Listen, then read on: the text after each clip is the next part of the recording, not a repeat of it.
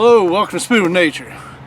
I got my pretty good adventure this time. I'm pretty excited about it. Been thinking about it for a while, but just haven't had the time. But now that I have the time, we're going to try to do this. So, I don't know, probably 3 months ago, I bought this little beauty. It's a survival kit in a can. I don't know if you can see that. Coghlan's survival kit in a can. They say there's everything in here to you're going to need for a survival situation, so I'm going to find out. We're looking at 41 tonight. That's right. I think it's supposed to hit maybe 50 today. It's a little chilly out here. The sun's nice, the wind's cold. So what I've done is this is a pack that I would normally use on a daily excursion, like to go out and hike or mushroom hunting or something like that. It comes with a water bottle, which I carry that on the side. So we've got water, the survival kit. Yeah, always a couple bags to have on hand. And this is a tightly wound survival blanket at one point, but I unwrapped it out of curiosity, and this is what I got. The tent will never go back into the package. Deep down in here, I got the first aid kit, band-aids. I've always seem to need those. I got my multi-tool, just knife, pliers. Actually, there's no pliers. It's just knives, corkscrew opener, screwdrivers. There's a pair of scissors on there, and that's about it. No pliers. So got that trusty little tool with me, and make sure there's what else. These pockets are always like a mystery for me here. A little bit of rope, and that's it. So I'm gonna get a camp set up now, and then we're gonna step through that process. Stick around. This is gonna be an adventure. That's a little better. Okay, there's what this kit contains. 1 compass, 2 cubes fire starter, 9.8 mil multi-use cord, survival first aid information, multi-use wire, waterproof matches. Got 4 waterproof matches. Got 3 foot of multi-use wire. That would have been handy. I want to point out there's no fasteners in this shelter at all. It's all gravity. It's all interlocked. It's all laid on each other. There's no wire, nails, cord, or anything. Keep that in mind. But I got 3 foot of multi-use wire here. 4 waterproof matches. 101 foot of fishing line sewing thread. 1 bouillon cube sack. 1 bouillon soup packet. Supper. 1 tea bag. 1 sugar packet. 1 matchbook, so I don't have to use the waterproof matches. There's no rain. A matchbook, that's pretty handy. 2 antiseptic swabs, 1 razor blade, which that pretty handy there, because you get a thorn or just a little piece of something in your finger, you can't dig that out with a pocket knife. Razor blade, good thinking. 3 twist ties, 12 inches of duct tape, 1 signal mirror, 1 Ziploc bag, 2 adhesive bandages. In my case, very well needed. 2 nails, 2 safety pins, 2 fish hooks, 1 signal whistle. So you got a mirror and a whistle. That's good stuff. 1 piece of chewing gum, breakfast. 1 sewing needle. You got 1 energy candy. Now, that's going to work out pretty good. 1 notepad and 1 pencil. So last will and testament, very handy. So we're going to go ahead and open this. Fire material. So here's my hand. Here's a survival kit. Does that help if I do this? That's how big that kit is. And all that stuff is in here. So we're going to open it now. It's just like opening a tuna can. Put that to the side. We'll be taking that back to the house. This is kind of like Christmas, so I'm not going to lie. You know, they could say they have that stuff in there, but then you got, what's the quality? Oh, there's my duct tape. It's on a wax paper back. That's going to hold out pretty well.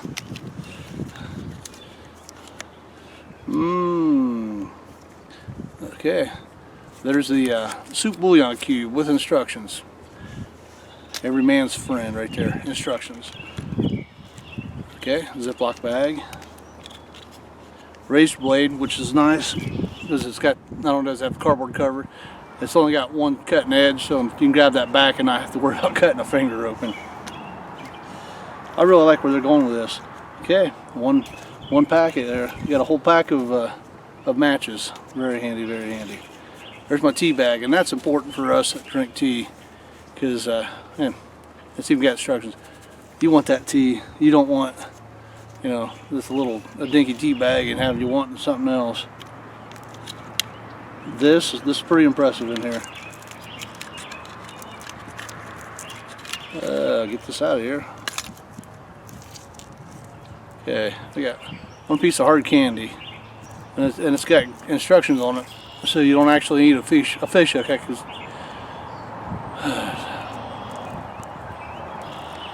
Okay, it's got one piece of striped candy here with instructions, so you don't accidentally eat a fish hook, thinking it's a side of beef or whatever. Ooh, double bubble gum. Oh, that's good stuff. Okay, this here's the fuel starter. See that? This is very handy in wet condition, or if you just don't have that ability to start a fire. You're very appreciative of that. There's the thread. It's like on a bobbin, and it looks like it's a good nylon thread. It's polyester, but it's dark blue. That's handy. Like I said, fishing line. Somebody's really put a lot of thought into this. The compass. I never had one of those in my hand, you know. Unless you go and do the watch and the stick in the ground and wait. You know, that's a signal width. Mirror, no, 2 nails. Yeah, they promised everything they had. There's the sugar. Good sugar. Yeah, and then the bottom. In the very bottom.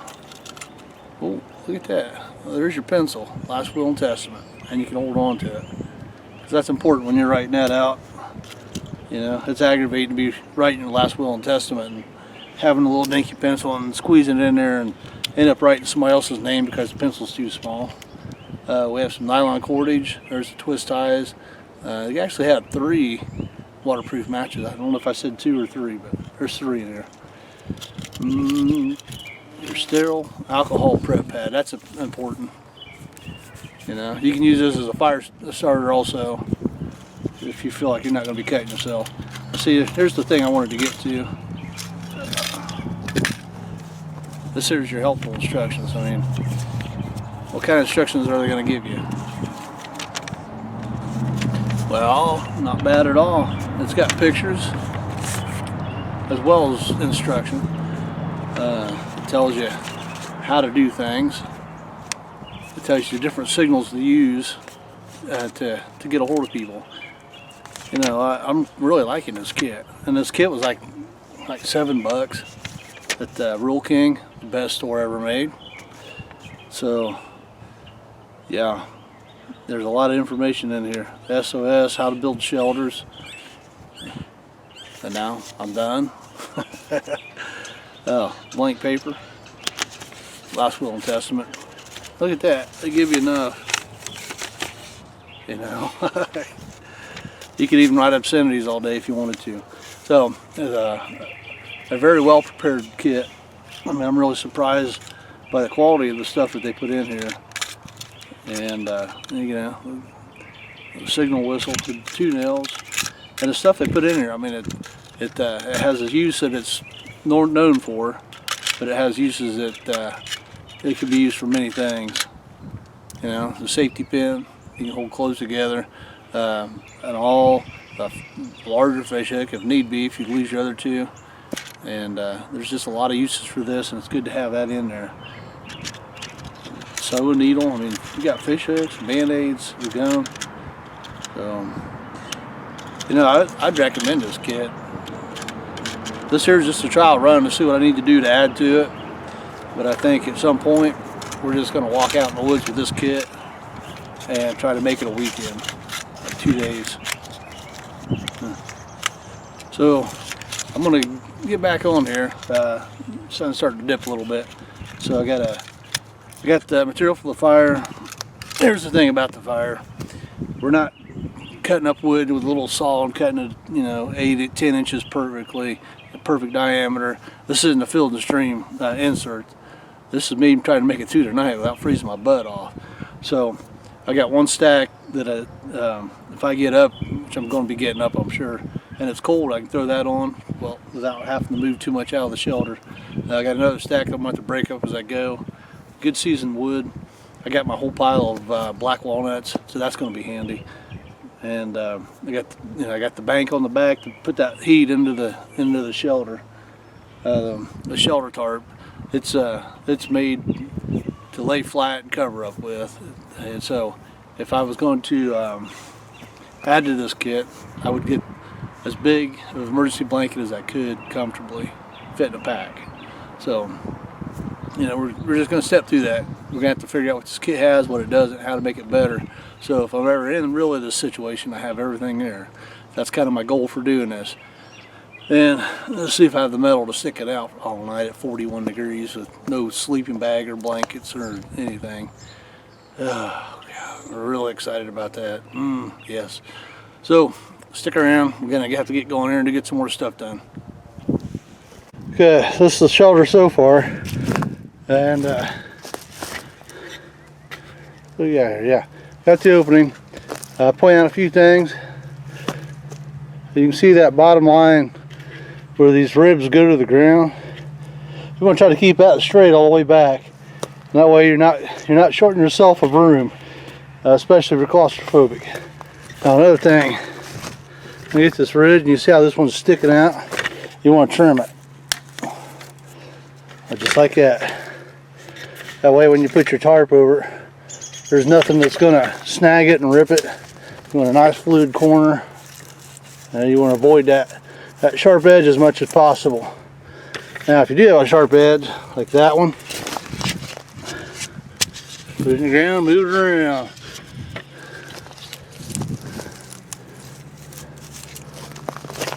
That's what you got then.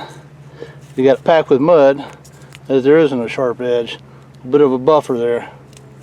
So there's that. Now on the end, this came out pretty good. This is almost Robinson Crusoe. This is just a bunch of mulberry bark, tree, hit lightning or something. But I totally got that end enclosed now. So there's going to be no draft coming from that end. So yeah, I'm going to go see if I can find some bedding material before I close this up. Because I want to be able to put that in there and move it around where I need to before it's enclosed, because it's so much work after that. So stick around. Alright, so I got pretty lucky. I found this material. It grows in spots around here, mainly along the creek beds and stuff. It's just like a hay. It's a type of grass. It gets probably 4 foot tall some places. But I think I found enough of this that I can make me a nice little comfortable bed to get into. And I can use my thermal blanket as a skin on this shelter. So I'm going to get me some more of this, at least another load. And I'll probably try to get enough to make, if I can find it, to make a layer of insulation on top of the outside and then put the blanket over the outside. So that's kind of my game plan right now. But once I lay on this is going to become nothing. So I got to pack that up high. If I have to, I'll get into it like a little rat or something, because I have that ability. So stick around. I'm going to show you the finished product and not waste your time.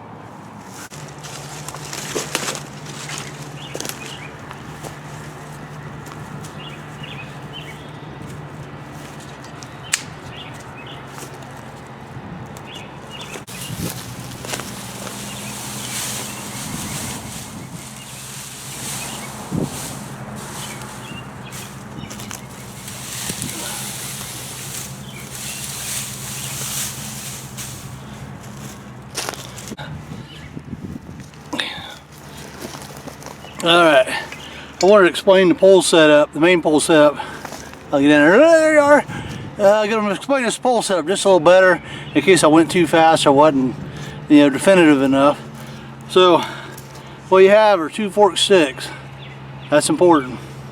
And you're going to have one main ridge pole. The 3 items. So you're going to take one of your fork poles and you're going to set it up. And you're going to grab your long ridge pole and you're going to set it in that fork. Now, they're not done. You're going to take that other fork stick and you're going to put it behind it. See that? Fork, ridge pull, a fork from the other side. That's how you get your A-frame. Just like that. Okay? And then you just go along the side and you put your ribs in. So, some important facts to note. Hey, let's see if we can help this. Important facts to note. You want to give yourself plenty of height to get in there, in and out. Because nature's going to call by the time you get in there. You don't want it to be a battle royale going in there. Now I got lucky here on the Serengeti of Indiana. We have this grass that grows about 4 foot tall, like I said, and nice and green all summer, fall long. It gets winter, it falls over and dies. The bonus of this is it lays on top of each other with the snow and it gets compressed. Makes a really nice matting. Always be aware of your surroundings. I was just walking around trying to figure out how to do this outside and I ran across it. So always keep in mind, and that's a good thing about doing this dry run. If I ever need it, I'll know how to put the stuff together. What I have on, I have a t-shirt, my awesome self, and then a hooded sweatshirt and a hat, blue jeans, my hiking boots, and one pair of socks. So I'm not going to change that outfit. I'm not going to go in and grab blankets and come back out here tomorrow with a camera and say, yeah, boy, I toughed it out, because I want to know, and I don't want to lie to you. If this kit isn't going to work, I need to know how to adjust it and what to carry with me that it is going to work, because there is that chance that someday this all will depend on, my life's going to depend on this. So why lie to anybody, especially myself? Because I'm kind of dumb. I'm going to believe anything I say. So it's really important to do this 100% the first time. So this is what I'm sleeping in tonight. I did have enough, as you've seen. I found enough of that to make a like a refuge shelter. They have a technical word for it. It's escaping me right now. It's a curse of being old, but I made a shelter. So, but yeah, usually it's just leaves. You pile the leaves on the sticks, and that's what holds the heat in. But that grass went quick. I have an hour in this building here, this structure. So, with that insulating on the outside, I got the bedding on the inside to get me some insulation from the ground. And I'm gonna go ahead and put my thermal blanket on the outside. This one's nice. Let me just drag that out here. This one's nice because it's aluminum one side and it's fluorescent orange on the other. So it's Mylar. If any of you had experience with Mylar, you're gonna know this. If you just take a little pin and put a hole in that and you pull on it, it's gonna rip right out. Very important to know that. That is a hard lesson for me to learn. So got the reflective surface. We're gonna put that inside, the bright orange on the outside. That's gonna help with people find me. Now keep in mind, the wife's pretty mad at me right now, and she's not going to call people and say, hey, I think he's dead. I mean, if anything, she might be sitting there looking through the catalog what to buy with the insurance money. I don't know. So you gotta preface to help people that don't know where you are to come and find you. So the bright orange is a good way to go. So I'm gonna get that skin on. The wind's kicking up a little bit. There's my padded eating utensil. Nice piece of mulberry. The key is get all this dry dead wood off the outside of it, because you don't want that in your food. You don't want it soaking up anything. Get it down to the nice orange wood, then switch the knife blade to the saw blade and cut that out of the middle, the saw blade, and then switch back to the knife and just fine tune it. So yeah, that could be coming up in Walmart here anytime. Heating sticks. My supplies last. So it's about time to get that fire going.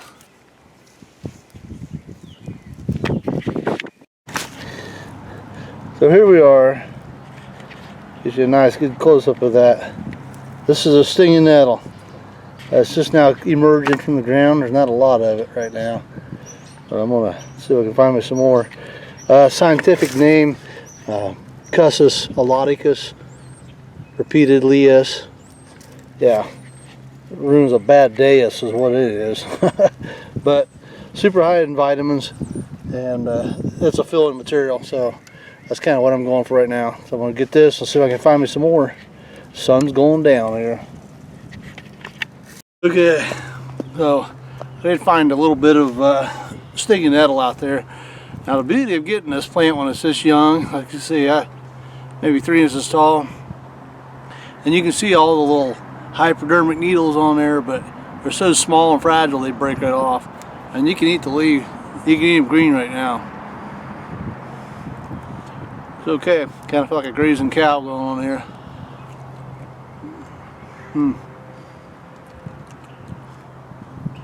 It's got its own flavor. It's strong. I'm not even trying to explain it to you.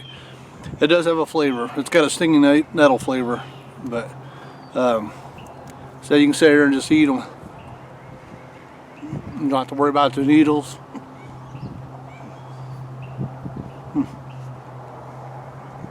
Yeah, it's interesting. Try it sometime. So, sun's going down. I need to find some big all-night wood. I got the small stuff. I can get this fire going. I want to keep it going all night because about 3 o'clock in the morning, when it's the coldest part of the day, I don't have to get out of this shelter and try to make a fire, you know. I like to wake up in the morning, have a nice little bed of coals going, and get that fire going real quick and make some coffee. Well, there's the downside. No coffee. We got tea for in the morning. But, no, we'll make that work too because I got skills and abilities. So, stick around. I gotta get some wood, get this going here, and we'll get to supper time. We'll have some more video. So here's the cleaning method for a garlic bulb. What I do, twist off the roots, and I just peel back that outer skin till all the dirt's gone. Take a thumbnail and pull it out. There you go. Nice and white, and so we break it off. That's what we're using on it. Put it in the pan and get rid of the rest. We'll be mixing in some stinging nettles here in a little bit. Okay, that's what's for supper tonight. Got the stinging nettles packed in there, the wild garlic, and the bouillon cube on top. Now I'm just going to add a little bit of water.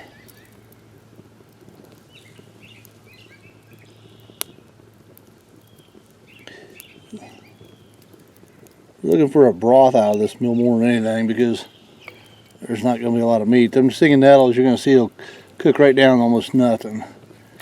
So it's kind of like spinach.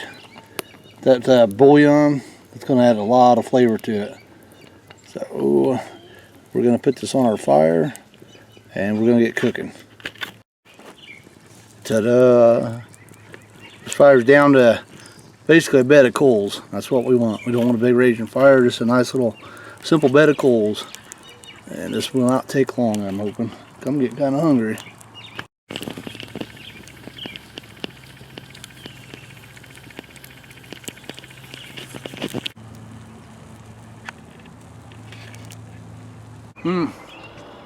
Okay, chicken bouillon's a definite plus.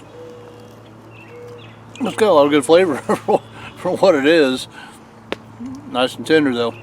But bouillon cube, chicken bouillon, definitely gonna be in the kit. And I'm looking forward to getting them garlics on the bottom. So the next thing to come is going to bed. The sun's dropping pretty quick now. So get this fire going and just get settled in for the night. So I'll probably see you in the morning, if not before. I decided it gets too cold and I'm not going to do it. I'll let you know. My goal is to stay all night. They're saying 41. Last time they done that to me, it got to 28.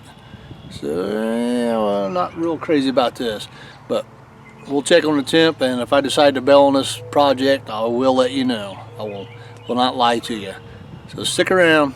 I'm going to finish my supper and think about the choices I made in my life that have got me to this point, and if they could have been any different. Well, 12:24 and now it's raining. I can't win on this one. The Mylar blanket is probably the worst invention made. It's not a survival item. I need to figure that out. But it's starting to pick up a little more now. I was hoping it was just going to be a sprinkle and blow over. The wind, it's got a breeze. It's not a wind, it's a breeze right now, but that drains the heat quick. And the shelter I made is not airtight. So I got a few things to work on, and right now the fire is the only thing good that's working for me. But we'll make it better. So I'm Gary, Spooning with Nature, and I think this survival kit's a washout. Thank you for watching.